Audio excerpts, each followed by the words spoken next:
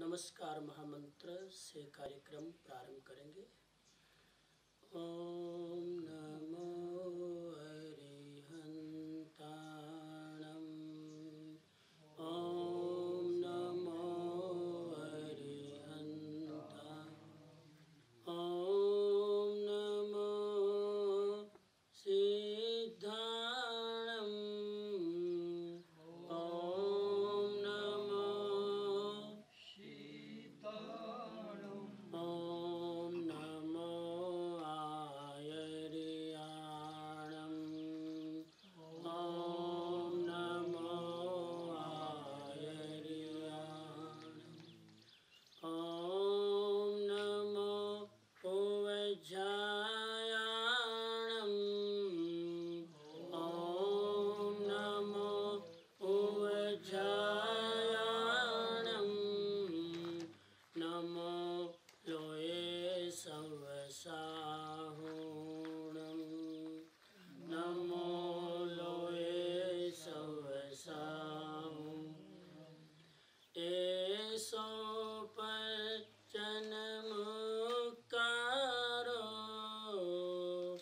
एसो सव पावपणासनो।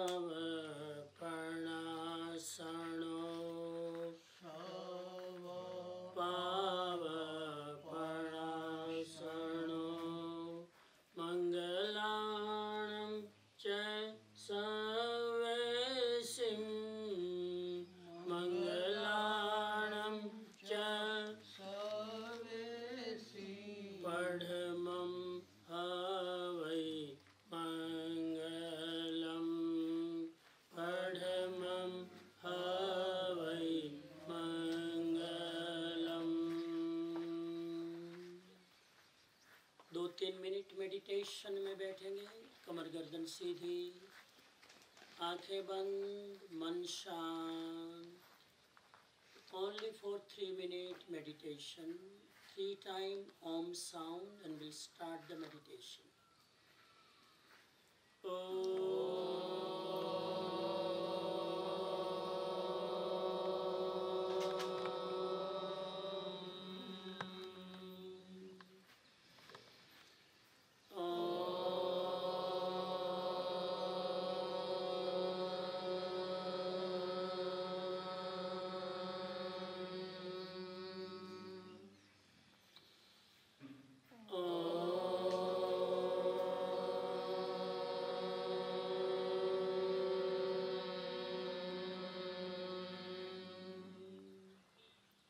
Eyes closed, body relax, mind calm down.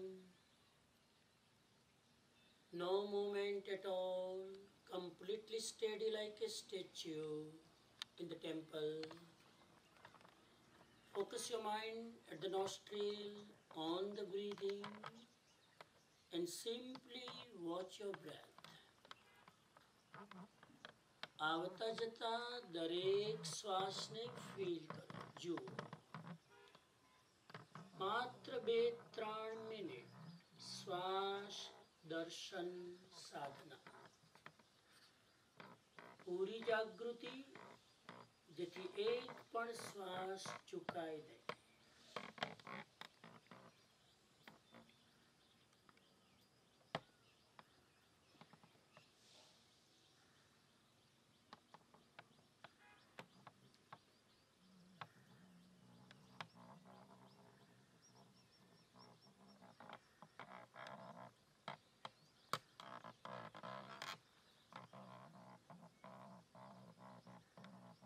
કંઈ જ કરવાનું નથી,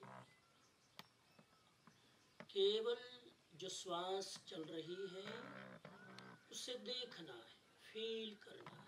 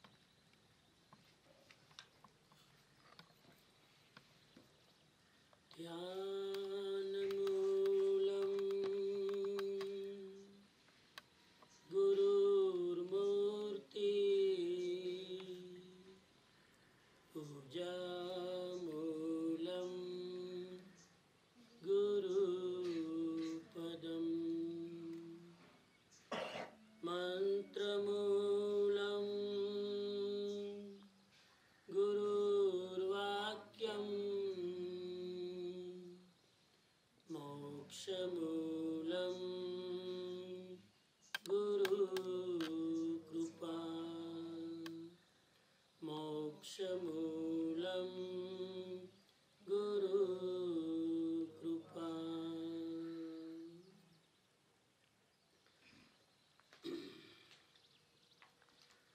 प्रश्न एंड में लेंगे कि अभी ले लेते हैं? चलो, कल जो चर्चा की थी उसके 5 प्रश्न। एक व्यक्ति को ही चांस मिलेगा जवाब देने का, समय की मर्यादा में। Only 1 person will get the chance to give the answer. Question number 1, 102 की गाथा में 12 तप को ढूंढे। 102 की जो गाथा है उसमें 12 तप कैसे आ गए उसको स्पष्ट करना है। कौन करेंगे? Raise your hand please. आप अपना हैंड्स का निशान लगा दें ताकि चूज कर सके। Time 30 second, only 30 second. हाँ, मोसबीबेन शाह अनम्यूट करो।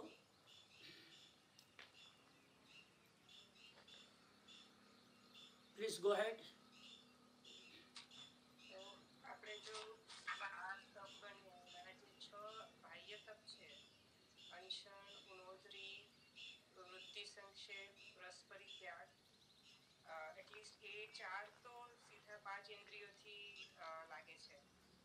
એ 12મી ગાથામાં શું હતું કે સ્વાધ્યાય, ધ્યાન, કષાયનો નિગ્રહ અને 5 ઇન્દ્રિયો પર કંટ્રોલ, આ 4 વાતમાં 12 તપ ક્યાંથી આવી જાય?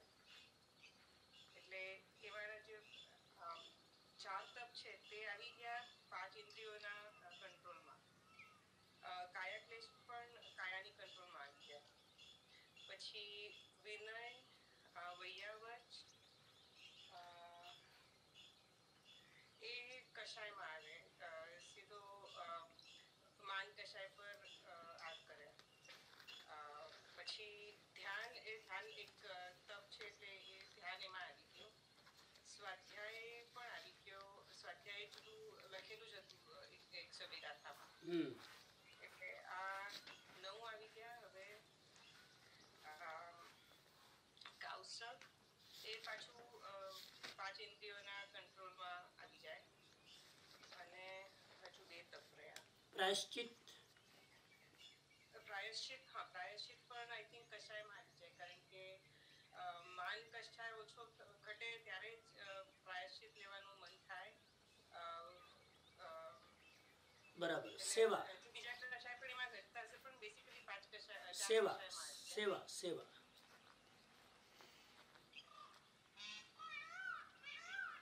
શું કહો સમજો? सेवा, હા, એટલે वयावच, એમાં આવી જાય. અને હજુ એક તપ રહ્યું, वयावच सेवा। વૈયાવચ. હા, વૈયાવચ અને વિનય, વૈયાવચ, પ્રાયશ્ચિત, એ ત્રણે તપ 4 કક્ષામાં આવી જાય. Okay, good, correct answer. Question number 2, thank you. निर्वेद का अर्थ क्या है? निर्वेद के 3 प्रकार का त्याग के साथ क्या संबंध है? निर्वेद का अर्थ क्या और उसका 3 प्रकार के त्याग के साथ क्या संबंध है? कौन है? हाँ, नैना बहन, नैनाज आईफोन।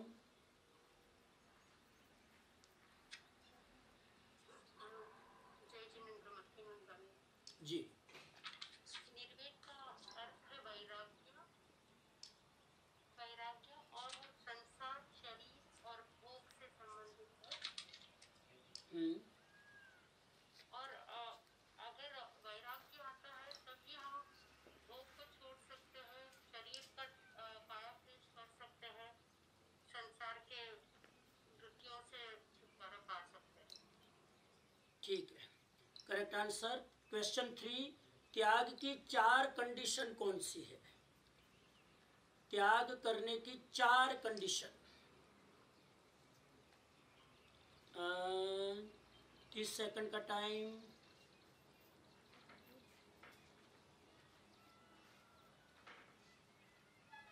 हाँ, भाविन भाई है या उनकी वाइफ, जो भी है। Go ahead. रमणीय एवं प्रिय वस्तु का त्याग करना। सॉरी, फिर से।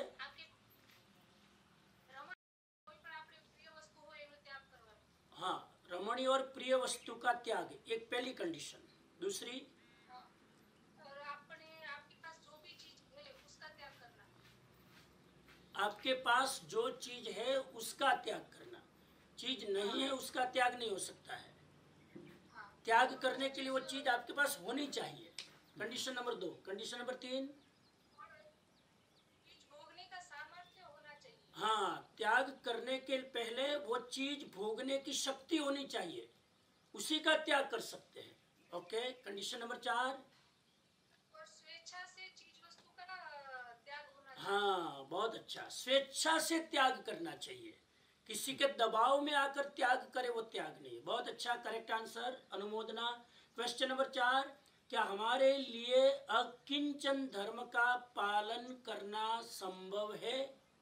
यस तो क्यों, नहीं तो क्यों? नए लोग क्यों एक ही एक लोग जवाब दे रहे हैं? और नए लोग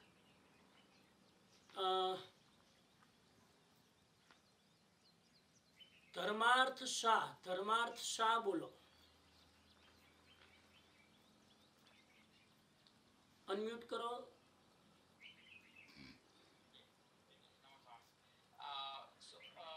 ये अकिंचन धर्म का पालन करना संभव नहीं है। वैसे संभव है, बट आई मीन संभव नहीं है क्योंकि हम लोग वो छोड़ नहीं पाएंगे। हमारा वो छोड़ नहीं पाएंगे। वो छोड़ना बहुत मुश्किल है। तो आप तो हमको कंफ्यूज में डाल रहे हो। संभव है कि नहीं है? संभव है, संभव है। हाँ, तो क्यों है? संभव है क्योंकि अगर आप समझो कि शरीर अलग, मतलब आत्मा अलग है और बाकी सब चीजें जो है वो सिर्फ हम यूज कर रहे हैं। हमें उससे अटैचमेंट नहीं रखना है। चलो कोई बात नहीं। अकिंचन धर्म का पालन हमारे लिए संभव है अगर हम ये माने कि मेरा कुछ भी नहीं है। भाव से हम द्रव्य से अकिंचन नहीं बन सकते हैं क्योंकि हम परिग्रह और सब पदार्थों के बीच में रहते हैं। लेकिन भाव से अंदर से मैं माने कि मेरा कुछ भी नहीं है, तो भाव से अकिंचन धर्म का पालन संभव है। काम भोगों की आसक्ति सबसे भयानक है। कैसे और बचने का उपाय क्या? चलो कौन है? केनल भाई, किसका हाथ है? देखिए, काम भोगों की आसक्ति सबसे भयानक है। हाँ, सोनल बेन बोलो। सोनल बेन सेठ, अनम्यूट करो और बोलो।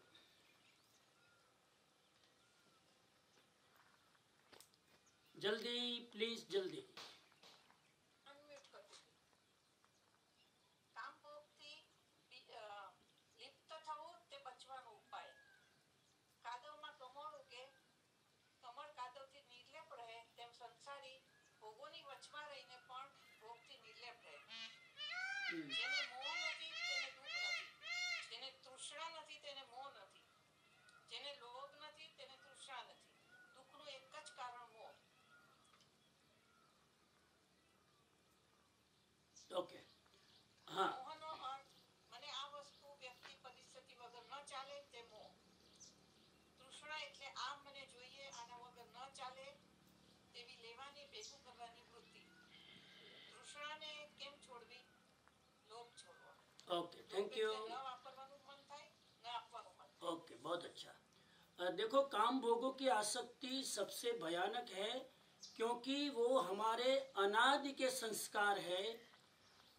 सभी योनि में ये वृत्ति इतनी प्रबल रही है, इसलिए काम भोगों की आसक्ति सबसे खतरनाक है। योगी को भी नहीं छोड़ती है, भोगी को तो छोड़ती ही नहीं है। सबसे खतरनाक है क्योंकि पुराने जन्मों के संस्कारों की आदत है। और उसको बचने का उपाय है कि आदमी ये संकल्प करे मन में और अपने भीतर वो ध्यान के द्वारा, साधना के द्वारा, भक्ति के द्वारा परम तत्व का दर्शन कर ले तो वो भोगासक्ति को छोड़ सकता है। परम दृष्टवा निवर्तन्ते, भगवत गीता कहे छे कि परम तत्व स्वरूप नु जो तमे ध्यान करी सको तो भोगनी आसक्ति ऊपर कंट्रोल करी शकाय। आ 5 प्रश्नों 5 जवाब। Thank you. जय जिनेंद्र। आज के विषय में प्रवेश करते हैं। सदगुरु के चरणों में वंदना। सिंगापुर जैन संघ के समस्त श्रावक श्राविकाओं को ओम अरहम। जय जिनेंद्र। जो भी ऑनलाइन और प्रत्यक्ष मेरे सामने सब सुन रहे हैं उन सबको भी मेरी ओर से ओम अरहम। श्रवण सुत्तम के आधार पर हम पिछले 3-4 दिनों से पर्युषण पावन पर्व में स्वाध्याय कर रहे हैं। आज 6 सितंबर 2021 और सुबह के व्याख्यान का आज चौथा दिन। आज का हमारा विषय है एक अपनी आत्मा को जीतो और जानो।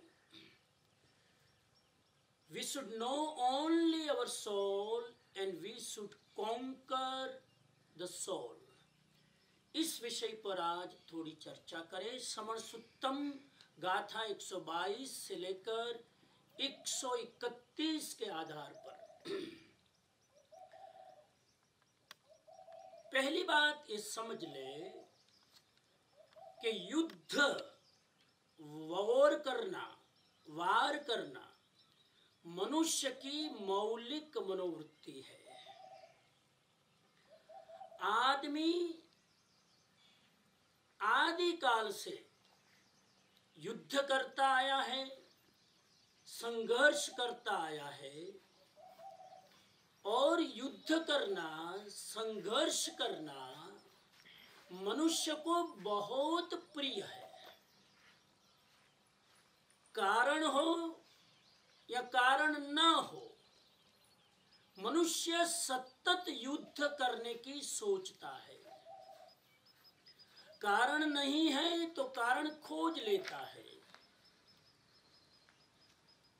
और मनुष्य की भूतकाल की, अतीत की सारी कथा, दुख की कथा है, पीड़ा की कथा है, हिंसा की कथा है, युद्ध की कथा है, संघर्ष की कथा है, टकराव की कथा है, मार काट करने की कथा है। विश्व शांति का जो प्रश्न है वो आज का आधुनिक प्रश्न नहीं है। विश्व शांति की अनिवार्यता मॉडर्न नीड्स नहीं है, ये सनातन सवाल है। क्योंकि अगर आप पिछले इतिहास में जाकर देखें तो युद्ध सतत चलता आया। राम और रावण के बीच में युद्ध हुआ, इधर चेटक और कौणिक के बीच में युद्ध हुआ, भरत और बाहुबली के बीच में युद्ध हुआ, और फिर अगर वर्तमान में अलग अलग देशों को देखें तो चारों तरफ युद्ध के नगारे बज रहे हैं। जर्मनी में हिटलर देखो, सिकंदर देखो, तैमूर लैंग देखो, ये सारे के सारे युद्ध की दुनिया में जीने वाले लोग थे। तो युद्ध आदमी की मौलिक मनोवृत्ति है, ऐसी साइकोलॉजी का स्टेटमेंट है। और युद्ध केवल बॉर्डर पर लड़ा जाता है उसकी बात नहीं है। युद्ध केवल सैनिक लड़ते हैं, सोल्जर लड़ते हैं, कमांडो लड़ते हैं, दो देश के विरोधी दुश्मन लड़ते हैं, ऐसी बात नहीं है। मनुष्य की मौलिक वृत्ति है तो हर इंसान युद्ध लड़ता है। हर व्यक्ति के भीतर लड़ने की कामना होती है। हर परिवार में देखो, बॉर्डर पर तो युद्ध साल 2 साल 5 साल में कभी कभी होता है। लेकिन हर घर में रोज सुबह उठकर युद्ध होता है। हर सुबह उठकर सास और बहू तैयार होते हैं, कपड़े पहनकर ना धोकर, आओ आप और हम दोनों लड़े। पति पत्नी रोज सुबह उठकर तैयार होते हैं, बिना मुहूर्त देखे युद्ध चालू होता है। मैंने कहा ना, युद्ध मौलिक मनोवृत्ति है, उसके लिए कोई प्लानिंग करने की जरूरत नहीं होती है। देरानी और जेठानी कोई छोटी बात को लेकर छंछेड़ लिए जाते हैं और युद्ध शुरू होता है। परिवार में जितना युद्ध होता है उतना दो देशों के बीच में नहीं होता। व्यक्ति व्यक्ति के मन में अपना एक मन अपने दूसरे मन के साथ जो युद्ध करता है, वो युद्ध परिवार में भी नहीं, समाज में भी नहीं, देश में भी नहीं। अगर आप ईमानदार हैं तो तटस्थ भाव से सोचे, हमारा ही मन हमारे ही दूसरे मन के साथ युद्ध करता है कि नहीं। आज सुबह व्याख्यान में आना था तो कईयों का मन युद्ध करता होगा कि व्याख्यान में ऑनलाइन में बैठूं कि नहीं, यहां से युद्ध चालू होता है। छोटी छोटी बात में जब हमें निर्णय लेना होता है, उस समय हमारा एक मन हमारे मन के दूसरे कोने के साथ युद्ध करता है। तो युद्ध मनुष्य की वृत्ति है, मनुष्य लड़ता आया है। और भगवान महावीर स्वामी को यह पता था कि आदमी की वृत्ति को रोका नहीं जा सकता, आदमी की वृत्ति को रोका नहीं जा सकता। और भगवान महावीर स्वामी खुद क्षत्रिय थे, और आज भगवान महावीर स्वामी का क्षत्रियत्व क्या है वो आपको सामने दिखेगा। सारे के सारे 24 तीर्थंकर क्षत्रिय थे और युद्ध की भाषा जानते थे। महावीर स्वामी के समय भी युद्ध का माहौल था। आदिनाथ के समय भी बाहुबली और भरत युद्ध के लिए तैयार हुए थे, राज्य को हड़पने के लिए। सारे के सारे तीर्थंकरों के पिछले जन्मों के संस्कार युद्ध के संस्कार थे। तो महावीर स्वामी को मालूम था युद्ध किए बिना आदमी रहेगा नहीं। हिटलर ने, एकमात्र हिटलर ने यहूदियों को कहते हैं कि करीब एकमात्र हिटलर ने 50 लाख यहूदी को खत्म कर दिया। कल्पना कर सकते हैं एक आदमी क्या कर सकता है। एक स्टेलिन ने रूस के अंदर 60 लाख लोगों को मरघट भेज दिया, और हिटलर ने तो यहां तक लिखा है कि बड़ा नेता बनना हो तो युद्ध करो। आप कल्पना कर सकते हो, बड़ा नेता बनना हो, बड़ा पॉलिटिशियन बनना हो, बड़ा हीरो बनना हो तो युद्ध करो। कोई भी देश का प्रधानमंत्री या राष्ट्रपति अगर युद्ध का बगुल बजा दे तो वो नेता वर्ल्ड पॉपुलर हो जाएगा। हिटलर ने इसीलिए युद्ध किया। हिटलर को कौन जानता था? जर्मन में एक साथ युद्ध का नगारा बजा, पूरी दुनिया हिटलर को जानने लगी। इधर नेगेटिव वे, इधर positive way, but we know who Hitler is. तो ये युद्ध की सारी स्थिति है। लेकिन भगवान महावीर ने ऐसा टर्न लिया, महावीर ने मन में सोचा कि युद्ध के बिना आदमी रहेगा नहीं। संस्कार युद्ध के हैं, खाली दिशा को बदल दिया जाए। जो युद्ध आदमी बाहर करता है, भगवान महावीर ने कहा युद्ध करो, खूब करो। और भगवान ने तो शास्त्र में लिखा है युद्धहिम खलु दुर्लहा, युद्ध करने का अवसर बहुत दुर्लभ है, बार बार नहीं मिलता है, ये मौका कभी कभी मिलता है। उत्तराधीन सूत्र में युद्धारिम खलु दुर्लहा, युद्ध करने का अवसर दुर्लभ है। लेकिन युद्ध किससे करे? दूसरे से नहीं, खुद से करे। युद्ध की वृत्ति वृत्ति नहीं छूटेगी, लेकिन युद्ध करने की डायरेक्शन बदल दो। क्या फर्क है, मैं आपसे विनंती करूं, बाहर के लोगों के साथ युद्ध करने में और खुद की वृत्तियां और कामनाओं के साथ युद्ध करने में फर्क क्या है? तो दो प्रकार के युद्ध हो गए, बाहर से लड़ना है, अंदर से लड़ना, दूसरों से लड़ना है, खुद से लड़ना। दोनों में 5, 6, 7 टाइप के फर्क है। पहला फर्क यह है कि दूसरों के साथ युद्ध करना सरल है, खुद की वृत्तियों के साथ युद्ध करना कठिन है, बहुत मुश्किल है। पहला फर्क, विस्तार में नहीं जा पाऊंगा। दूसरा फर्क है कि बाहर का युद्ध जो है वो दिखता है, अंदर का जो युद्ध है वो फिजिकली दिखता नहीं है। मैं अपनी वृत्तियों के साथ लड़ता हूं तब ये युद्ध दिखाई नहीं देता है, अदृश्य है, सूक्ष्म है, सटल है। तीसरा फर्क है, बाहर का युद्ध दूसरे के शरीर के साथ लड़ा जाता है। बाहर का जब एक तालिबान और एक अफगानिस्तान लड़ता है तो उसमें टारगेट दूसरे व्यक्ति का शरीर होता है। अंदर का युद्ध जब आदमी लड़ता है तो उसमें दूसरे के शरीर के साथ नहीं, खुद के शरीर के साथ भी नहीं, अंदर का युद्ध खुद के मन के साथ लड़ा जाता है। ये मानसिक युद्ध है, ये भावनात्मक युद्ध है, मेंटल एंड इमोशनल वॉर है। चौथा फर्क है, बाहर का युद्ध एक समय की मर्यादा में लड़ा जाता है। प्राचीन समय में युद्ध होते थे तो उसके नियम होते थे। सूर्योदय के पहले युद्ध शुरू नहीं होता था, सूर्यास्त के बाद युद्ध चल नहीं सकता।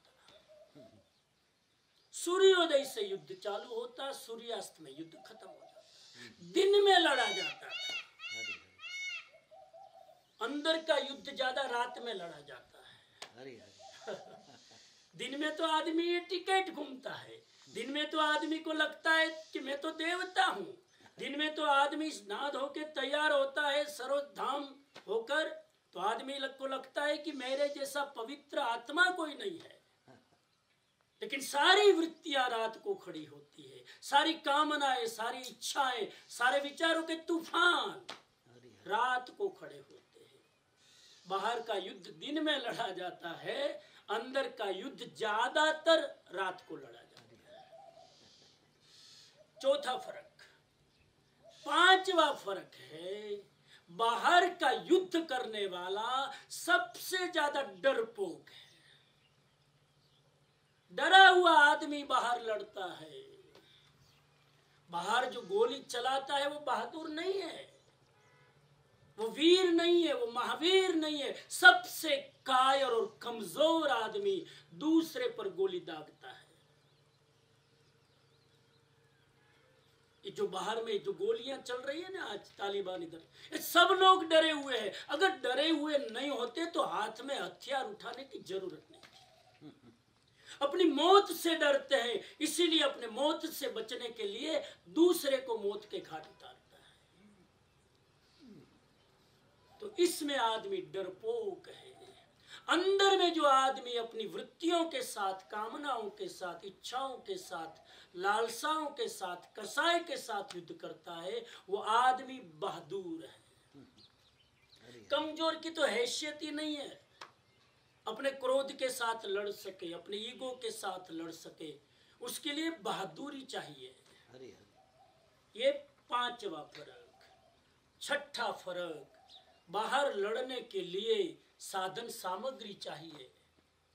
कितनी कितनी साधन सामग्री चाहिए। तालिबान वाले को तो लॉटरी लग गई, अमेरिका वाले सब छोड़ के गए। सारे के सारे युद्ध के साधन अमेरिका वाले अफगानिस्तान में छोड़ के गए, तालिबान को हाथ लग गए और उसी अब अमेरिका के हथियारों से तालिबान लड़ रहा है। हथियारों के बिना बाहर का युद्ध नहीं होता और अंदर का युद्ध करना है तो किसी हथियार की जरूरत नहीं। कोई साधन की जरूरत नहीं। मैं यहां बैठा हूं, अपने साथ अपनी वृत्तियों से लड़ सकता हूं, कोई साधन की जरूरत नहीं। छठा फर्क है, बाहर का युद्ध करने में पाप का बंधन होता है, अंदर का युद्ध करने से पाप जो बंधे हुए हैं वो टूट जाते हैं। हरि हरि। ये छठा फर्क है। सातवा फर्क यह है, બહારનું યુદ્ધ કરવું હોય તો ઘણું બધું કરવું પડે, કેટલો પ્લાનિંગ કરવો પડે, કેટલા રાગ દ્વેષ કરવા પડે, કેટલી સ્ટ્રેટેજી બનાવવી પડે, ત્યારે બહારનું યુદ્ધ થાય. અંદરનું યુદ્ધ કરવું હોય તો કંઈ કરવાની જરૂર નથી, નથિંગ ટુ ડુ.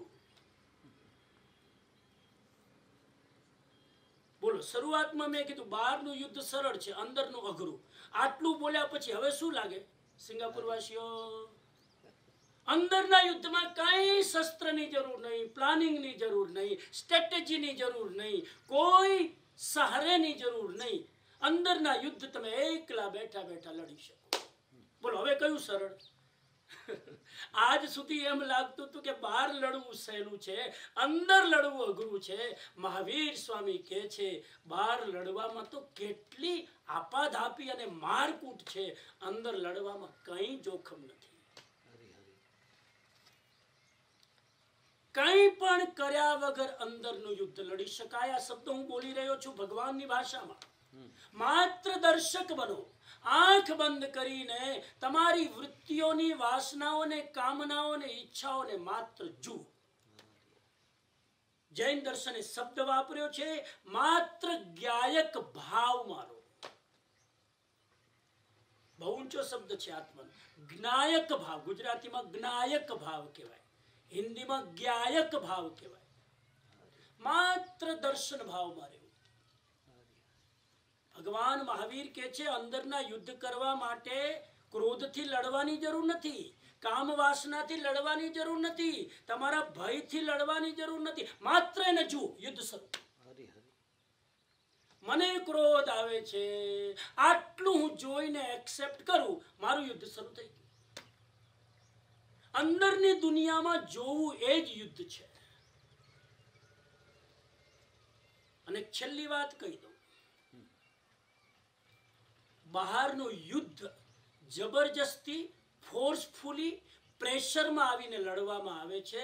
અંદરના યુદ્ધમાં કોઈ પ્રેશર નથી, કોઈ જબરજસ્તી નથી, કોઈ જાતની બહારથી ઓબ્લિગેશન નથી. અંદરનું યુદ્ધ પ્રેમથી લડવામાં આવે છે, બહારનું યુદ્ધ વેરથી લડવામાં આવે છે. પાછું એવું તમે ના માનતા કે અંદરનું યુદ્ધ કરવાનું છે ને તો હવે ચાલો અંદર તૈયાર થાવ અને માણસ સામે એકદમ ભ્રકુટી તાણીને પોતાના ગુસ્સા સાથે લડે. આ ગુસ્સો મને કેમ આવે છે? આ અંદરનું યુદ્ધ આક્રમક થઈને નથી લડવાનું, પ્રેમથી લડવાનું છે, હમદર્દીના ભાવથી લડવાનું છે, આત્મીય ભાવથી લડવાનું છે. પોતાના જ મનને મિત્ર બનાવીને એ મનને પોતાના કાબુમાં રાખવાની ટેકનિક શીખવાની છે. આ અંદરનું યુદ્ધ પ્રેમથી, મૈત્રીથી, કરુણાથી, સદભાવથી લડવાનું છે. હવે વિષય ક્લિયર થઈ રહ્યો હશે કે મહાવીર શા માટે કહે છે કે તું તારી જાત સાથે યુદ્ધ કર. આત્મના યુદ્ધસ્વ, પોતાની આત્મા સાથે લડ. અને એટલા માટે લડવાનું એક કારણ એ છે સાહેબ, બીજાની નજરમાં આપણને લાગે કે હું પરફેક્ટ છું, પણ મને ખબર છે કે મારી અંદર કેટલું અંધારું છે. આપણે બધા અંદરથી એટલા બધા કોમ્પ્લેક્સિટીથી ભરેલા છીએ, ગ્રંથિઓથી ભરેલા છીએ. ગ્રંથિઓ કેવી તમને કહું? આપણા આદર્શ અલગ હોય, આપણી ઈચ્છાઓ અલગ હોય. આ કોમ્પ્લેક્સ. દુનિયાની સામે આપણે આપણા આદર્શો પ્રસ્તુત કરીએ અને આપણી અંદરની ઈચ્છાઓ આપણા આદર્શોથી જ અલગ હોય. આપણી કરવું શું છે એ અલગ હોય અને આપણે બતાવીએ શું છીએ એ અલગ હોય. લોકોની સામે આપણે અલગ હોઈએ છીએ, પોતાની જાત સાથે જ્યારે એકલા હોઈએ ત્યારે આપણે અલગ હોઈએ છીએ. આ બધા સાથે લડવાનું છે. એ ભગવાન મહાવીર સ્વામી અહીંયા મેસેજ આપે છે કે તું તારી જાત સાથે લડ. આજના કેટલાક શ્લોકો લગભગ 122 થી 131 શ્લોક સુધી ભગવાન મહાવીર સ્વામી આપણને તૈયાર કરશે કે કેવી જાત સાથે લડવું, શું કામ લડવું, આ યુદ્ધ શું કામ કરવું, આ યુદ્ધ કરવાનો ફાયદો શું અને બહારનો યુદ્ધ ન કરવાનો ફાયદો શું, એ મહાવીર સ્વામી હવે કહેશે. ક્ષત્રિય છે ને મહાવીર સ્વામી, અને મહાવીર સ્વામીએ 12.5 વર્ષ યુદ્ધ કર્યું. મહાવીર સ્વામીના ભાવમાં ઘર છોડીને જ્યારે જંગલમાં ગયા, એકલા હતા, કોઈ શસ્ત્ર નહીં, કોઈ અસ્ત્ર નહીં, છતાં 12.5 વર્ષ પોતાની સાથે યુદ્ધ કર્યું અને યુદ્ધમાં વિજયી બન્યા, કેવળ જ્ઞાની થયા, ત્રિકાળ જ્ઞાની થયા અને તીર્થંકર બન્યા. પહેલો શ્લોક કે છે, હવે હું વિષયમાં પ્રવેશ કરું છું આટલી ભૂમિકા સાથે. ભૂમિકા ઇઝ મોસ્ટ ઇમ્પોર્ટન્ટ. અમારે એવા નાટકકારો થયા છે, એ નાટકકાર જ્યારે નાટક લખે ને ત્યારે એની ભૂમિકા લાંબી હોય, નાટક હાવ ટૂંકું હોય. ઘણા લોકો પુસ્તક લખે ત્યારે એની પ્રસ્તાવના 50 પાનાની હોય, પુસ્તક 20 પાનાનું હોય. મારી સાથે એવું જ છે. ભૂમિકા ઇઝ મોસ્ટ ઇમ્પોર્ટન્ટ. ગાથા તો પછી એ ભૂમિકાની અંદર આત્મા એનો આખો નાખો બહાર નીકળી આવી જાય. શું કે છે 122મી ગાથા? आत्मा ही वैतरणी नदी है, आत्मा ही कुटसामली वृक्ष है, आत्मा ही कामधेनु गाय है और आत्मा ही नंदन वन है. બે સિનેરિયો તમારી સામે પ્રસ્તુત કરે છે. આત્મા वैतरणी नदी છે. वैतरणी नदी आपने नाम सुना होगा, गूगल में जाके चेक करना. हाँ, वैतरणी नदी एक ऐसी नदी है नारकी में, हेल में, जिसका पानी भयंकर गर्म 100 डिग्री, जिसमें पांव रखो तो पांव बाष्पीभवन हो जाए, ऐसी गर्म नदी वैतरणी नदी जो हेल के नरक के अंदर बहती है. ऐसे सभी शास्त्र कहते हैं, जैन हिंदू सभी शास्त्रों में इसकी चर्चा. वैतरणी नदी, आत्मा ही ये वैतरणी नदी है और आत्मा ही कुटसामली वृक्ष है. एक वृक्ष का नाम है कुटसामली वृक्ष. इसके कांटा तुमको चुभेगा तो कांटे के अंदर जहर होता है, पूरा शरीर में वो जहर फैल जाता है और शरीर को खत्म कर देता है. ऐसा वृक्ष कुटसामली वृक्ष, जहरीला वृक्ष, उसका कांटा जहरीला, उसके पत्ते जहरीले, उसकी जड़ जहरीली. कहीं भी भूल से भी स्वाद चखा तो गए काम से.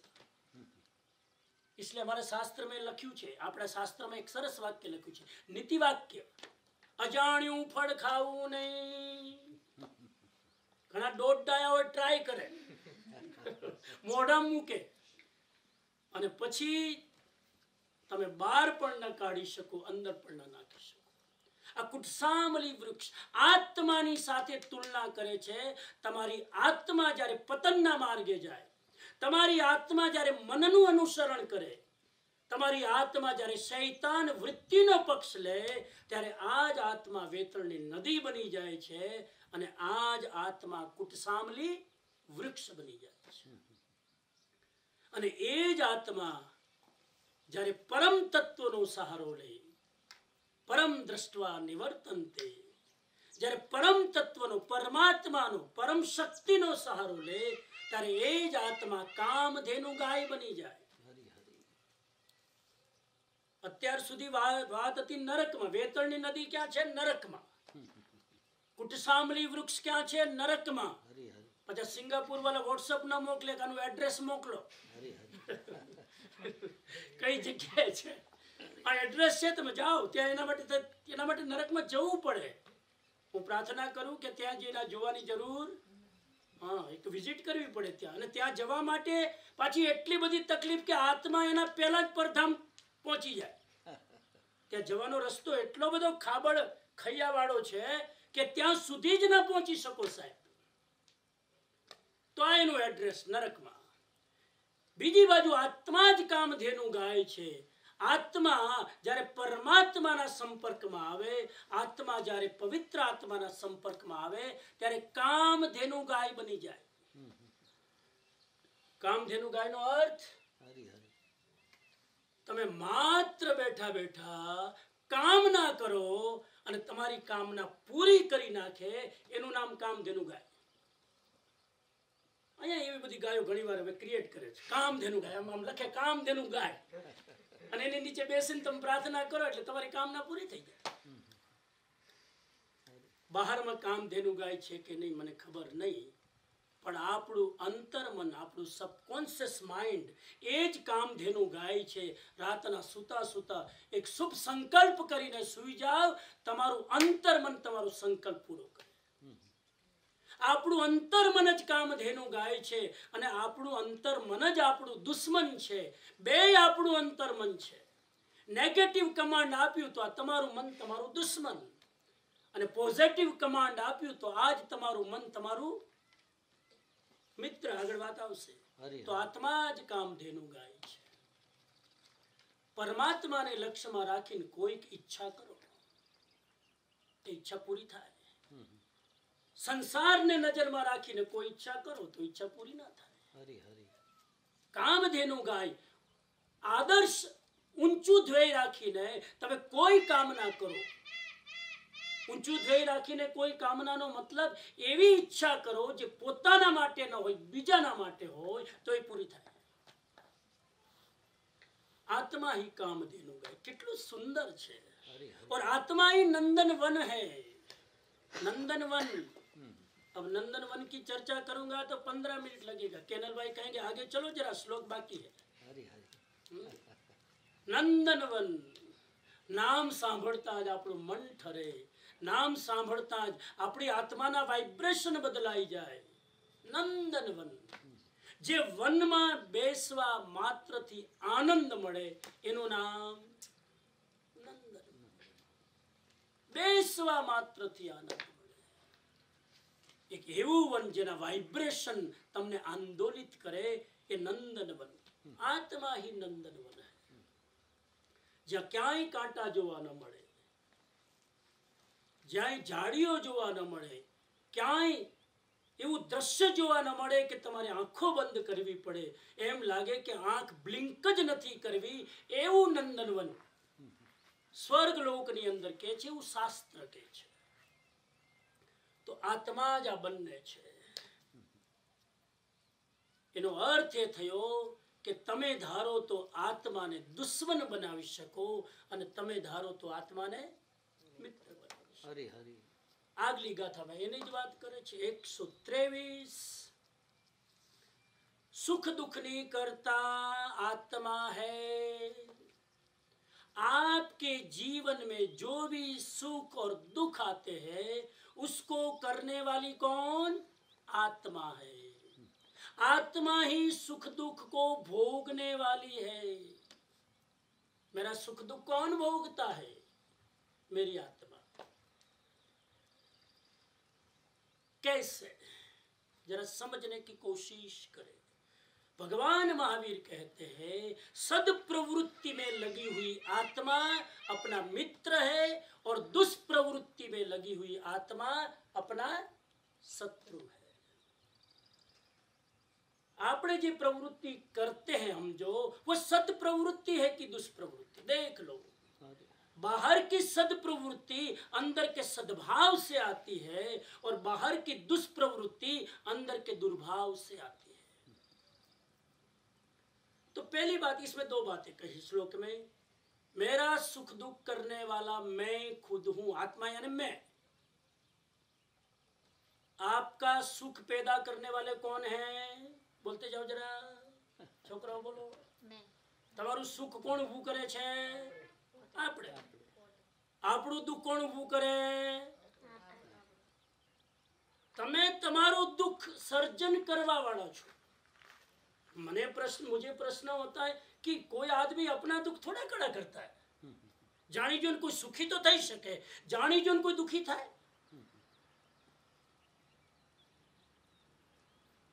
जानी जो कोई दुखी न थाय.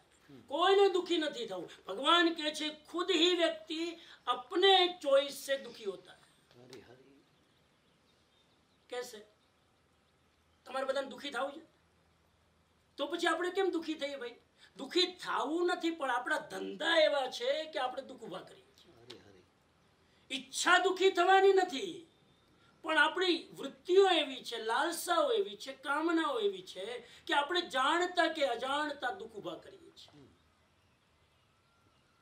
हमारे गुरुजी आचार्य महाप्रज्ञ जी ने लिखा है, चाहता है सुख जाता है दुख की दिशा में, चाहता है सुख और जाता है दुख की दिशा में. अंदर से आत्मा सुख चाहता है, लेकिन मन जो है वो बाहर भटकता है वृत्तियां और वासनाओं में, और उससे दुख क्रिएट होता है. तो पहली बात तो ये आज के श्लोक में जिम्मेदारी खुद पर लेना. हम बड़े होशियार हैं टालने में. रशिया को पूछो कि क्यों दुखी है, क्योंकि एक अमीर एक गरीब, कम्युनिस्ट कर दो, ना कोई दुखी रहेगा ना कोई सुखी रहेगा, सब इक्वल. स्टालिन ने पूरी व्यवस्था कर दी कि अमीर के पास ज्यादा है तो छीन लो और गरीब के पास कम है तो दे दो. साम्यवाद, साम्यवाद आ जाएगा तो सब सुखी हो जाएगा. आ गया, आके गया. साम्यवाद आने के बाद भी रशिया में लोग सुखी हुए नहीं. बाहर से तुम साम्यवाद ला दोगे, अंदर की वृत्तियों में साम्यवाद कैसे लाओगे? फिर किसी ने कहा कि आदमी दुखी है ना, उसका कारण आदमी नहीं है, ये आकाश में जो ग्रह है ना, ये ग्रह बदा नड़े है.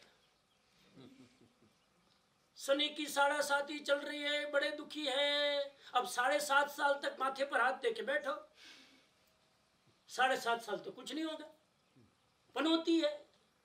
अब यहां बैठे बैठे आकाश के ग्रह तुमको नड़ते हैं. ग्रह को बेचारे को पता ही नहीं कि मैं किसी को नड़ता हूं. किसी ग्रह को जाके पूछो. हमने बदनाम कर दिया शनि को, हमने बदनाम कर दिया मंगल को. नाम कितना पवित्र मंगल, वो किसी का अमंगल करे? नाम ही मंगल. छोकरीओने तो लग्न न थाय, मंगळनी कुंडળી લે. 27 વર્ષ પહેલા લગ્ન નહીં થાય ભાઈ, મંગળની કુંડળી લે. થતા હોય તોય ના કરે, કેન્સલ. 27 વર્ષ સુધી તો અડતા જ નહીં.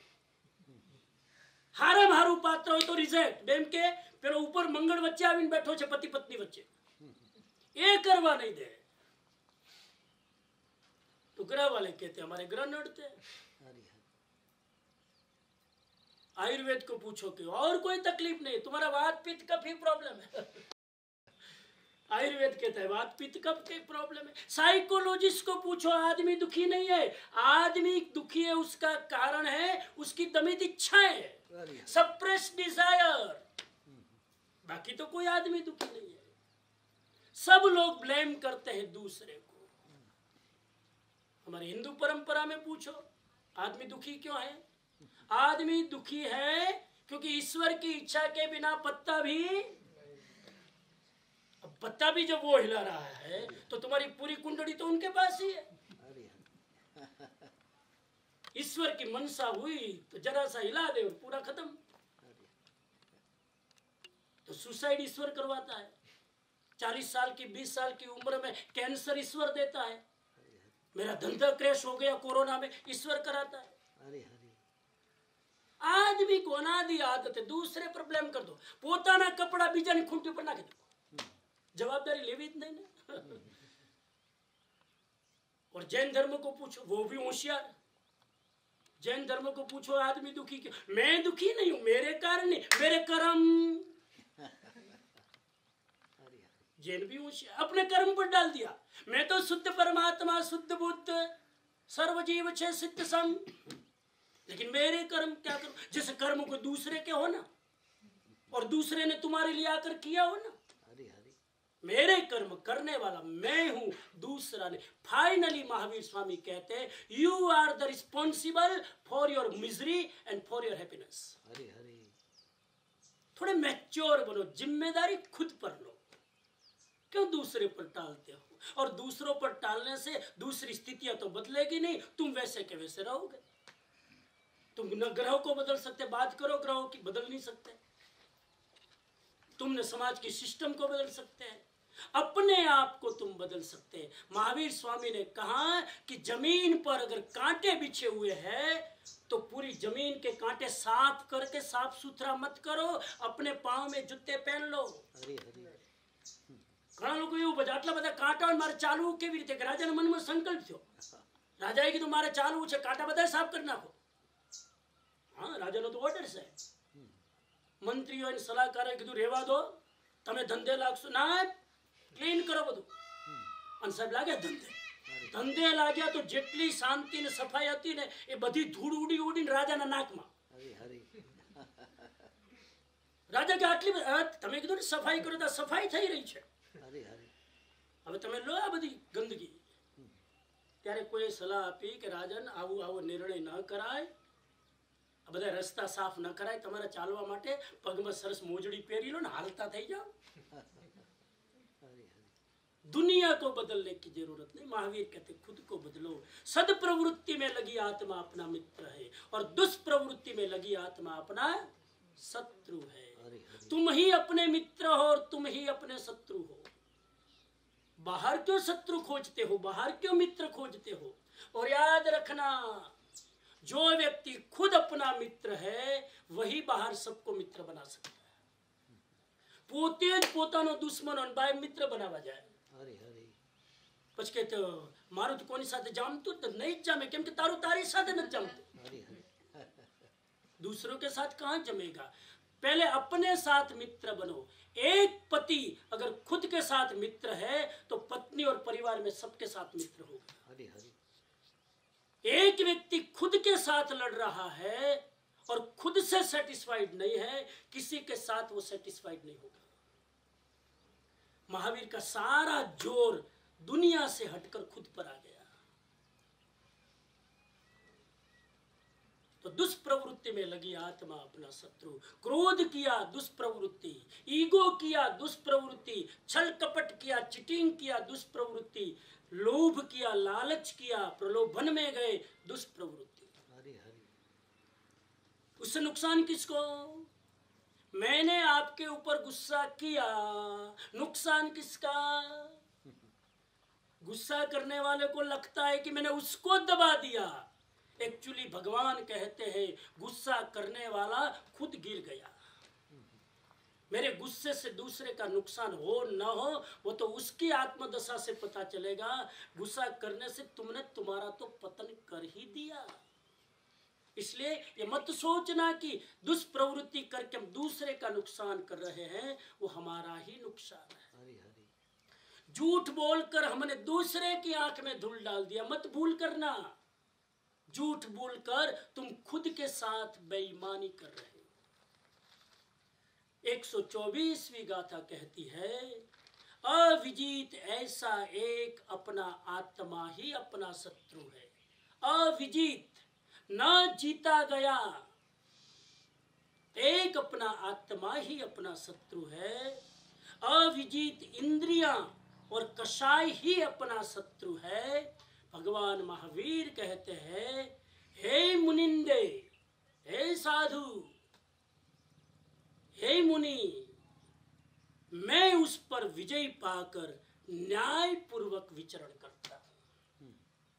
हे मुनियो, हे साधुओं, हे फकीरों, महावीर कहते हैं मैं इन इंद्रियों को, इन कषायों को, इस मन को, इस इच्छाओं पर विजय प्राप्त करके न्याय पूर्वक विचरण करता हूं. जस्टिस के साथ मैं पैदल विहार करता हूं क्योंकि मैंने इन सब को जीत लिया है. ये भगवान महावीर कब बोल रहे हैं? इन सब को जीतने के बाद. 12.5 साल की साधना के समय भगवान महावीर नहीं बोल रहे. उस समय क्रोध को नहीं जीता है. उस समय भगवान महावीर ने साधना के समय कषाय को नहीं जीता है. केवल ज्ञान प्राप्त हुआ, विजय प्राप्त कर ली इन कषायों पर, उसके बाद वो तीर्थंकर बने और देशना देते हैं. तब कहते हैं, हे मुनियो, हे संतो, मैं इन सब पर विजय प्राप्त करके विचरण करता हूं. इसका मतलब ये हुआ कि महावीर स्वामी जो कह रहे हैं अपने अनुभव से बोल रहे हैं. वो यात्रा कर चुके हैं, उसका अनुभव है। अपने साथ युद्ध करते करते करते करते अपनी आत्मा जो दुश्मन थी उसको मित्र बनाते बनाते उन्होंने केवल ज्ञान प्राप्त किया। इसलिए वो अपना मार्ग आपको कह रहे हैं अनुभव से कि मैं इस पथ से चला हूं। हे मुनियो, मैं इन इंद्रियों और कषायों को जीत कर न्याय पूर्वक विचरण करता हूं। न्याय पूर्वक विचरण करता हूं मतलब ईमानदारी से विचरण करता हूं। न्याय पूर्वक विचरण करता हूं का मतलब है अंधेरे में नहीं, उजाले में विचरण करता हूं। 125 की गाथा में कहते हैं, दुर्जय युद्ध में जो हजारों योद्धाओं को जीत लेता है, दुर्जय जीता न जाए ऐसे युद्ध में जो हजारों योद्धाओं के सामने खुद को जीत लेता है, उसकी अपेक्षा एक जो अपनी आत्मा को जीतता है उसकी विजय बहुत बड़ी है। दो युद्ध का सिनेरियो रखते हैं, एक में लाखों योद्धाओं को जीतना है? आपके सामने तो अभी कल्पना करने की जरूरत नहीं, कल्पना ही करो। यहाँ बैठे बैठे तालिबान पहुंच जाए, यहाँ बैठे बैठे पहुंच सकते हैं कि नहीं?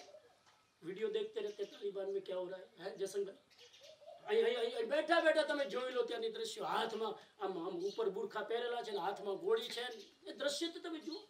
અને લાખો લોકોને એક સાથે યુદ્ધમાં જીતી જાય, એ યુદ્ધ મોટું કે એકમાત્ર પોતાની વૃત્તિઓને જીતે એ યુદ્ધ મોટું।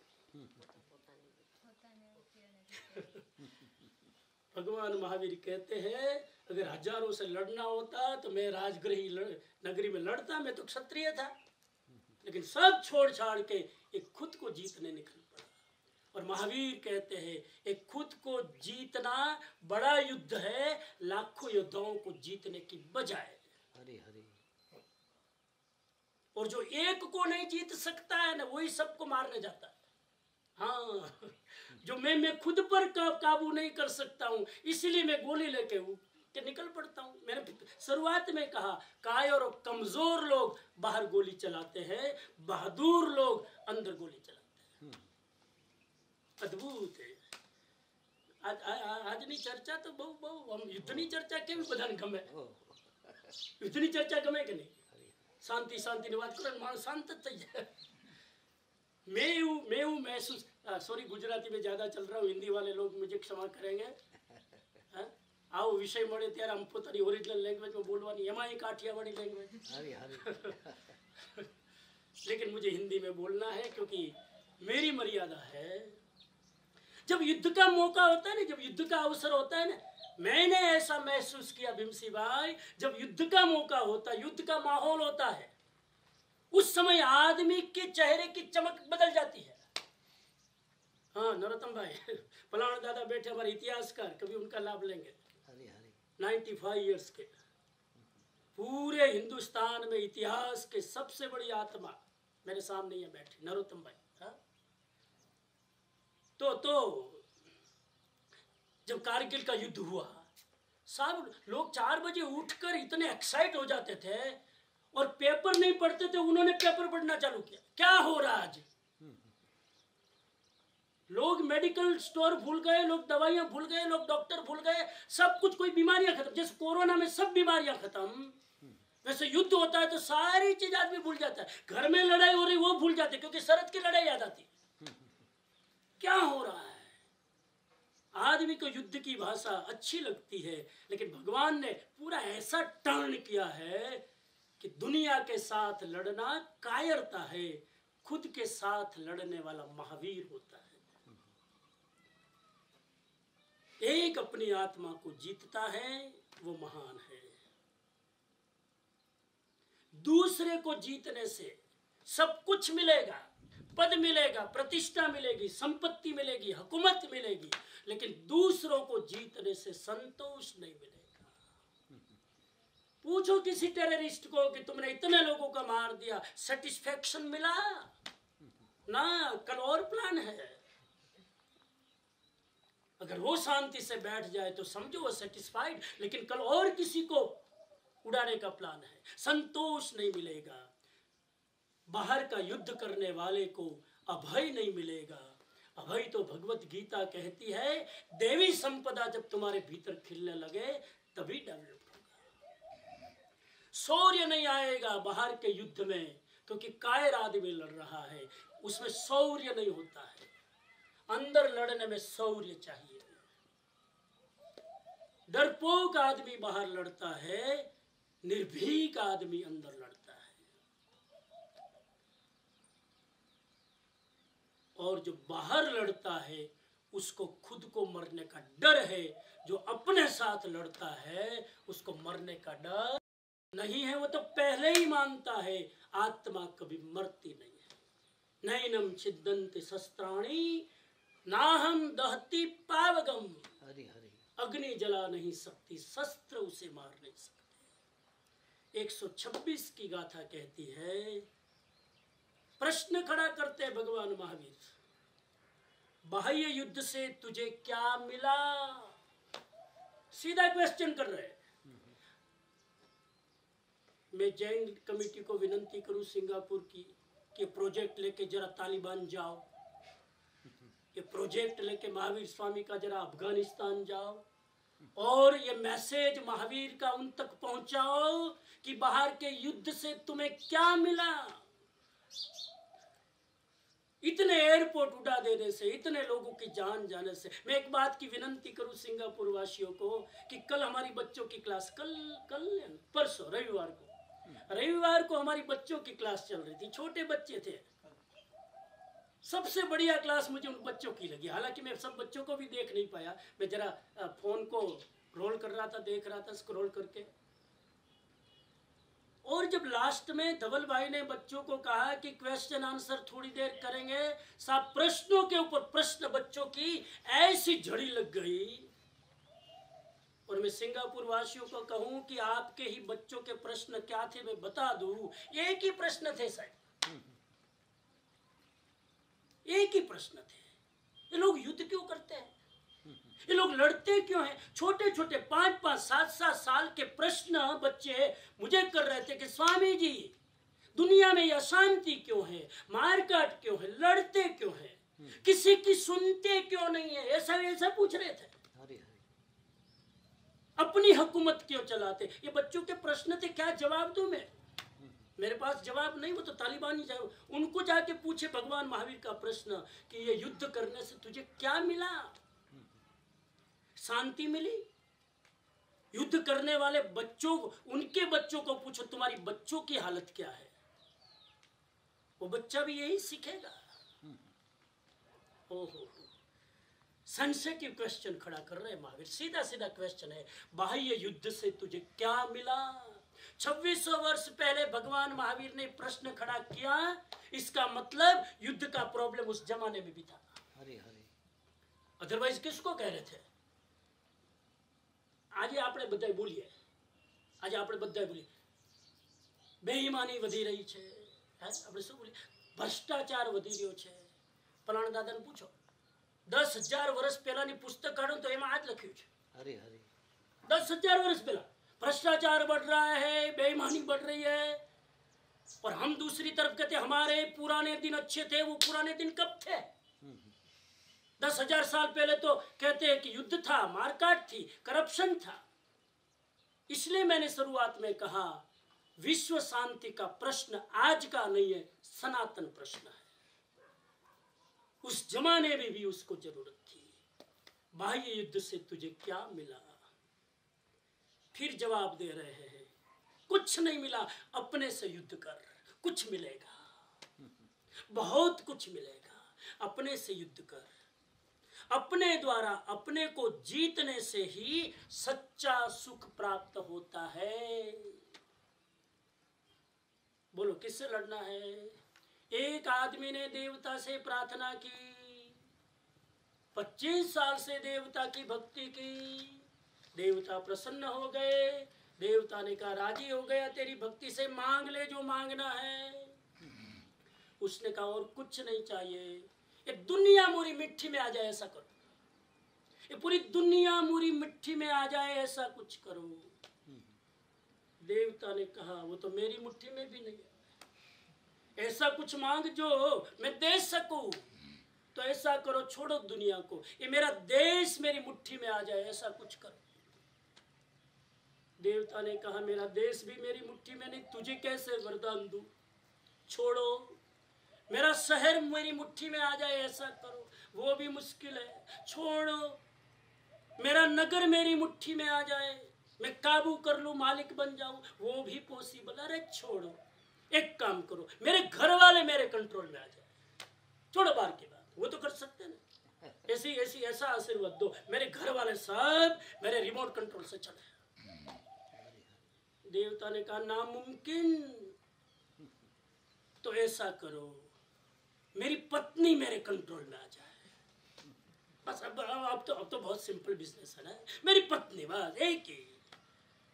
तब देवता ने कहा उसके पहले वाला ऑप्शन ठीक था। पत्नी को कंट्रोल, या पत्नियों को कहता हूं पति ले लेना, हाँ, नहीं तो कहेंगे आप पुरुष का पक्ष ले रहे हो, वो भी मुश्किल है। तब कहा कि ऐसा करो, मेरा मन मुट्ठी में आ जाए। तो कहा कि पत्नी तो फिर भी आ सकती है, मन को मुट्ठी में करना सबसे मुश्किल। भगवान महावीर कहते हैं जो अपने मन को जीत लेता है वो युद्ध में विजयी हो जाता है, और जो पूरी दुनिया के मन को जीतने निकलता है वो हार जाता है। इसीलिए अपने आप को जीतना है, अपने साथ विजय प्राप्त करना ही कठिन है। अपने साथ विजय प्राप्त करना ही कठिन है, किंतु यही इस लोक में और परलोक में सुख का कारण है। कठिन है, लेकिन आ जन्म मन आवता जन्म सुखी थવું હોય, આ એક જ માર્ગ છે। તું તારી જાતને જીત, तू तारी जातनो मालिक बन, तू तारी जातनो मित्र बन, तू नंदनवन बन, तू कामधेनु बन। मैं स्वयं, अब देखो अगला सूत्र इतना जोरदार है, मैं स्वयं संयम और तप के द्वारा खुद पर विजय प्राप्त करूं, ये योग्य है, बजाय दूसरे लोग मुझे बंधन में और वध्य में रखे, उसकी बजाय मैं स्वयं काबू करूं। There are two type of discipline. एक तो दूसरे लोग मेरे को डिसिप्लिन में रखे, तो पवन के बच्चे बैठे हैं, 5 बजे उठ जाओ, कोई उठाने आए, जो कि आप तो उठ जाते होंगे, अपना उठ जाते हो ना। एक तो दूसरे लोग कंट्रोल करें, उठ जाओ, होमवर्क कर लो, ये कर लो, टीवी मत देखो, ये मत करो। पूरे समाज को शायद दूसरे लोग चलाते हैं। अब ट्रैफिक में देखो, रास्ते पर राजकोट में तो 4 रास्ते पर सिग्नल है, फिर भी पुलिस खड़ा है। अरे सिग्नल है, फिर पुलिस की क्या जरूरत है? क्योंकि सिग्नल की सुने कौन? वहां पर पुलिस खड़ा है, पुलिस को इशारा करना पड़ता है कि अब ये लाइन जाएगी, अब ये लाइन जाएगी। दूसरे लोग मेरे पर काबू करते, मैं डिसिप्लिन से क्यों ना चलूं? भगवान महावीर कहते हैं तुम अपने पर कंट्रोल कर लो, और वो नहीं करोगे तो दूसरे के कंट्रोल होने के लिए तुम तैयार रहो। तुम चाहते हो कि मेरा डिसिप्लिन मैं करूं, तो मुझे किसी की बात की सुनने की जरूरत नहीं है। मैं खुद 4 बजे उठ गया, अब मैं क्यों किसी की सुनूंगा भाई? मैंने पहले होमवर्क कर लिया, मैं किसी की क्यों सुनूंगा? मैंने already done. I listen my own mind, why I want to listen other people. लेकिन जो व्यक्ति खुद डिसिप्लिन में नहीं रहेगा, उसको दूसरे की बातें माननी पड़ेगी, दूसरे के बंधन में रहना पड़ेगा, दूसरे के कंट्रोल में रहना पड़ेगा, दूसरे के गुलाम बनना पड़ेगा। Choice is yours. किरण में चॉइस इज योर्स। बोलो, सेल्फ डिसिप्लिन આવી જાય તો કાંઈ કોઈના ઉપર કંટ્રોલ કરવાની જરૂરત નહીં। અને કદાચ આને જ રામ રાજ્ય કહેવાતું હશે, કોને ખબર? હરી હરી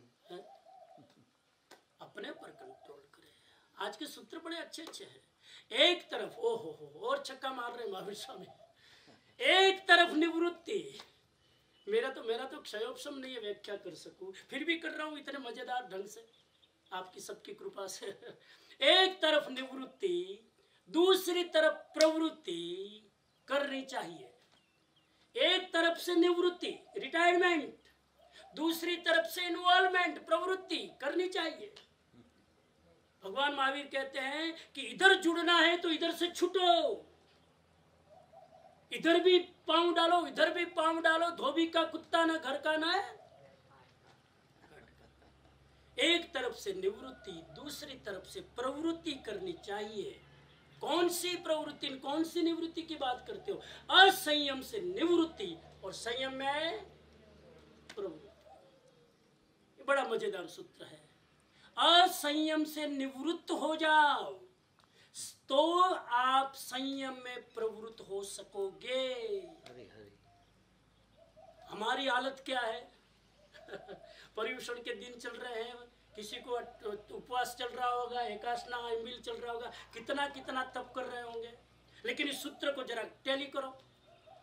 असंयम से डिसॉल्व करो अपने आप को, क्या बोलते हैं, डिस्कनेक्ट करो और संयम में अपने आप को कनेक्ट करो। हमारी प्रॉब्लम यह है, हम असंयम भी करते हैं, संयम भी करते हैं। हमारी प्रॉब्लम क्या है? हम असंयम भी करते हैं, संयम भी, एक साथ दोनों, एक साथ दोनों। मेरी हालत तो यह है, आप तो सब मेरे से बहुत आगे हो, लेकिन मेरी हालत यह है। अभी मैं एकादशना कर रहा हूं रोज। अब सिंगापुर वालों ने तो ऐसे लॉक कर दिया है कि मैं नाश्ता भी नहीं कर सकता हूँ। तो आप लोगों की कृपा से है, मेरी तपस्या हो रही सहज में, और ये कोई बड़ी तपस्या नहीं है। तो मैं एक टाइम लेता हूँ, क्योंकि सुबह 8 बजे प्रवचन, एग्जैक्टली नाश्ते का टाइम, शाम को 6 बजे प्रवचन, एग्जैक्टली डिनर का टाइम। लेकिन आप लोगों तक पहुंचने के लिए आपने निमित्त बने हैं कि सहज में, और ऐसे भी मैं करता हूँ, ये तो मैं लाइट मूड में बोल रहा हूँ, ऐसे में मैं पर्युषण में खाली मुंह नहीं रहता हूँ। जब आपको प्रेरणा देता हूँ कि उपवास करो, नाइबिल करो, पचकान लो, और मैं 3 टाइम खा के फिर कहूँ कि आप पचकान लो, उपवास करो, करना ही चाहिए, हाँ बेटा तू कर। तो मैं एक टाइम जब जिमता हूँ, तो मेरी प्रॉब्लम यह है कि शाम को भूख ना लगे, उसकी चिंता, इसलिए दोपहर को शाम के टाइम का खा लेता हूं। मैं तो मेरी प्रॉब्लम बता रहा हूं, आप तो सब बहुत आगे है। તમે તો એકટાણું કરવા માટે એકટાણું કરો ત્યારે એક જ ટાઈમ જેટલું ખાતા હશો ને। हमारे वहां जब मैं छोटा था तो जब एकादशना करते थे तो मेरी माँ कहती थी मुझे, बेटा एकादशना है, एक टाइम धरा के जितना खाना हो खा लेना, शाम को रोटी नहीं मिलेगी, लट्ठी मिलेगी, अभी खाना उतना खा लेना। तो एकदम डट के 3 टाइम का खाते थे। અને પછી આખા ગામમાં ગઈ, મારે તો તપસ્યા હોય, મારે તો એકાદશનું હોય, મારે તો વ્રત આજે। હા मानी महात्मा एक टाइम। तो ये महावीर का सूत्र कहता है असंयम से निवृत्ति और संयम में प्रवृत्ति होनी चाहिए। अगर संयम में प्रवृत्ति करते हो तो पहले असंयम छोड़ो। हम तो एकादशना भी कर रहे हैं यानी संयम, और एकादशना में 3 टाइम का खा रहे यानी असंयम, एक साथ दोनों चल रहा है। मैं कोशिश करता हूं कि एकादशना करते करते भी उणोदरी व्रत कर सकूं, कोशिश, लेकिन नहीं होता है। ये मन है ना, मन आधे में टिकता ही नहीं, मन एक्सट्रीम में जाता है, इसलिए जरा मुश्किल है। इस सूत्र की तो व्याख्या कितनी करें। एक साथ 2 विरोधी चीजें एक साथ मत करो। आप भोग भी करें और त्याग भी करें, इम्पॉसिबल। आप हिंसा भी करें और अहिंसा के भी नारा लगाए, इम्पॉसिबल। अब मेरी बात समझ रहे हैं? आप इंद्रियों का भोग भी भोगे और आप वैरागी बनकर तपश्चर्या भी करें, एक साथ भगवान कहते नहीं चलेगा। पहले गोल फाइनल करो कि मुझे संयम के पथ पर जाना है, तो असंयम का मार्ग बंद कर दो, आश्रव दरवाजा बंद कर दो, संवर कर दो, फिर आपकी निर्जरा होगी। समझ रहे हो मेरी बात? असंयम से पहले निवृत्ति करो। ऐसा नहीं होगा कि मुझे धर्म में भी उतनी रुचि है, मुझे अधर्म में भी उतनी रुचि है, मुझे पाप करने में भी बड़ा रस आता है, मुझे पुण्यात्मा बनने में भी बड़ा रस आता है। भगवान कहते दोनों धंधा नहीं चलेगा। सेलेक्ट वन, नहीं तो खुद के साथ धोखा करोगे। अगला सूत्र कहता है पाप कार्य में प्रवृत्ति करने वाला राग द्वेष ये दोनों ही पाप हैं। जो साधक सदा उसका निरोध करता है वे संसार में भटकता नहीं है, मुक्त हो जाता है। इस सूत्र में दो ही चीजों पर कंट्रोल करने को कहा, राग और द्वेष। ये दो को जीत लो तो तुम संसार में रहते हुए मुक्त हो जाते हो। लास्ट श्लोक फाइनल, फिर मांगलिक अंतिम श्लोक कहता है, उपाय बता रहे हैं। देखो भगवान महावीर का एक एक लेक्चर अपने आप में पूर्ण है। इसका मतलब कल सुनना, फिर आज पूर्ण है तो कल फिर ऐसा मत कहना कि आज पूरा सुन लिया हो गया। 131वीं गाथा कहती है जैसे लगाम द्वारा घोड़े को रोका जाता है, उपाय खाली उपदेश नहीं, जैसे लगाम के द्वारा घोड़े को रोका जाता है वैसे ही ज्ञान, ध्यान और तप की लगाम के द्वारा आप अपनी वृत्तियों को रोके। उपाय बता दिया। घोड़े पर कैसे लगाम लगाते? धाड़ दे के हम खींचते हैं, मयूर भाई धाड़ देना, घोड़ा ना सौखी देना। घोड़ा ऊपर लगाम जो है, लगाम वगर नो घोड़ा फटका भी दे। उसी तरह आप अपने मन पर लगाम कौन सी लगाओगे? 3 लगाम बताई, ज्ञान रूपी लगाम, ध्यान रूपी लगाम और तप रूपी लगाम आप लगा लो। आपका मन का घोड़ा कहीं नहीं जाए। पूरी चर्चा का उपसंहार करूं और मंगल कामना करूं कि आज से हम संकल्प करें। आज तक हमने कोशिश की अपनी एनर्जी को वेस्ट करने की, दूसरे को जीतने में, दूसरे पर अपनी छाप छोड़ने में, दूसरे पर अपना यश बढ़ाने में, दूसरे पर अपनी मालिकी करने में। आज तक हमने कोई कसर नहीं छोड़ी। आज संकल्प करें मुझे अपनी एनर्जी को अपने इम्प्रूवमेंट के लिए लगाना है, अपनी एनर्जी को अपना मित्र बनाने में लगाना है, अपनी एनर्जी को अपनी वासना और वृत्तियों के साथ युद्ध करने में लगाना है, क्योंकि इसी में सुख है, इसी में शांति है, इसी में अभय है। सारे गुण इसी में समाहित हो जाते हैं। मैं मंगल कामना करूं, सद्भावना करूं कि आप आज से अपने साथ युद्ध करेंगे। पर्युषण और है क्या? पर्युषण अपने साथ युद्ध करने का मार्ग है। पर्युषण में हम जितनी आराधना करते, ये 2 टाइम व्याख्यान सुनना अपने साथ युद्ध है। नौकारसी करना अपने साथ युद्ध है। एकाशना करना अपने साथ युद्ध है। उपवास करना अपने स्वादेंद्रिय पर विजय प्राप्त करने का युद्ध है। ये जितनी भी आराधना है पर्युषण की, खुद के साथ युद्ध करने की आराधना है। आप अपनी आत्मा के साथ युद्ध करने में सफल बने, कामयाब बने, ऐसी मेरी मंगल कामना। ओम अरहम, ओम अरहम, ओम अरहम।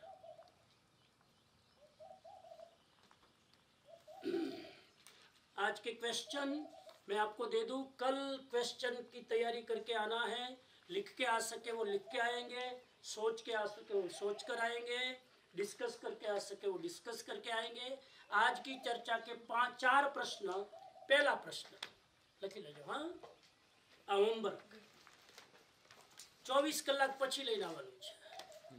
पहला क्वेश्चन, आदमी युद्ध क्यों करता है?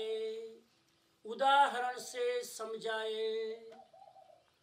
आदमी युद्ध क्यों करता है? Explain with the example. और युद्ध से क्या होता है? उससे क्या होता है? What is the outcome, what is the consequences of the युद्ध? उसका जवाब ढूंढ के आना है। क्वेश्चन नंबर 2, महावीर स्वामी की युद्ध के बारे में क्या दृष्टि है? निबंध लिखना है। महावीर स्वामी की युद्ध के बारे में क्या दृष्टि है, क्या विजन है? What is the vision of the Mahavir Swami about the war? तीसरा क्वेश्चन है, क्या मेरी अपनी आत्मा सुख दुख का कारण है? कैसे? वाई? हाउ? क्या मेरी आत्मा सुख दुख का कारण है? अगर है तो कैसे? हाउ? और चौथा प्रश्न, संयम और असंयम के बारे में महावीर प्रभु की क्या शिक्षा है? संयम और असंयम के बारे में महावीर प्रभु की क्या शिक्षा है? ये 4 प्रश्न के जवाब कल सोच कर आना है। आज की बात संपन्न। कुछ अनाउंसमेंट के साथ मांगलिक सुनेंगे। हाँ जी। Just a quick announcement. This evening topic is केवचे नई नु स्वरूप, कैसा है नई का स्वरूप. So please do join in for this evening session. It will start at 8:15 p.m. We'll start with the Aarti and Mangal Divas. Please do take the laabh of having the darshan of Bhagwan Mahavir, and we'll do Aarti and Mangal Divas first before we get started with the pravachan of this evening. समझिए मंगल पाठ. बस very good. उपवास का पचकान जिसको लेना हो, उपवास जिसको लेना हो हाथ जोड़ लो। आज का उपवास कल सुबह 9 तक, आज उपवास उपरांति विहम पिहारम असरणम पाणम खाद्यम स्वादेवनथा भोगेणम सहस्रागारणम महत्तागारणम सव्व समायुवत्यागारणम अपाणं वो श्रीराम इत्यादि। आज रात का प्रवचन नई के ऊपर है। बड़ा ही फिलोसॉफिकल डीप सब्जेक्ट है।